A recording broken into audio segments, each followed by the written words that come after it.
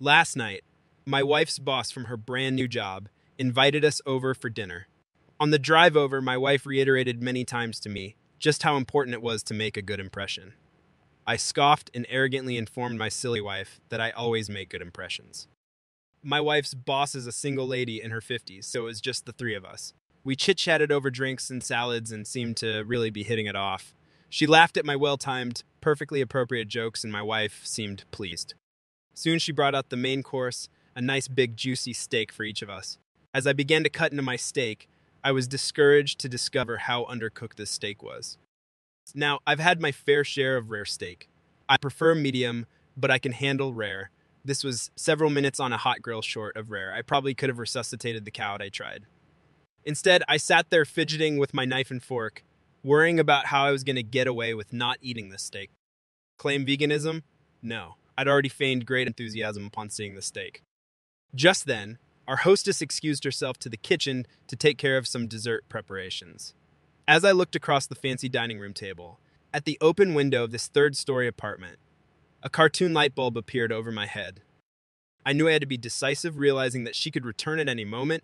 I committed, I grabbed the steak with my hand, gently shook off the juice, and executed a perfect throw right through the center of the open window. Here's the big-time fuck-up. The window wasn't open. It was the cleanest fricking window you've ever seen in your life.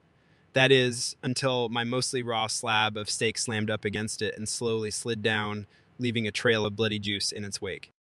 My wife, whose steak was a nice medium rare, and was unaware of my predicament, turned, jaw-dropped, and stared at me like I was an alien from another planet. This look then slowly morphed into more of a "there is no place on this planet you can ever hide from me" expression of demonic anger.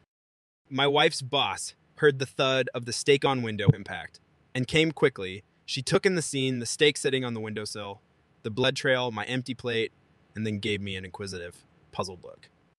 I just didn't know what to say. It felt like a minute of silence, but was probably 3 or 4 seconds. Finally, the best I could manage was, "I'm so sorry. I'm such a klutz. I don't know. I was just cutting it, and it slipped. Just ask my wife. I really am a klutz." Right, honey? Looking her way, there was no help coming from that direction. "I will clean this up. I can't believe this. I am so sorry," etc., etc.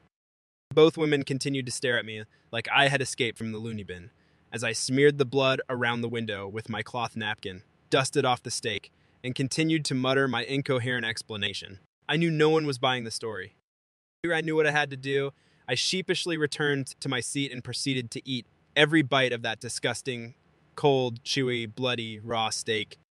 I remained pretty quiet the rest of the evening. My wife's only 2 words to me since the incident are, "I'm fine." Update few days later, my wife's first day back in office. Just got the first post "I'm fine" communication from my wife via text. "Who is at work?" It went "good news, boss's name," and I just had a good laugh over how much of a fucking idiot you are. I hope you know you will never live this down. Love you, you moron.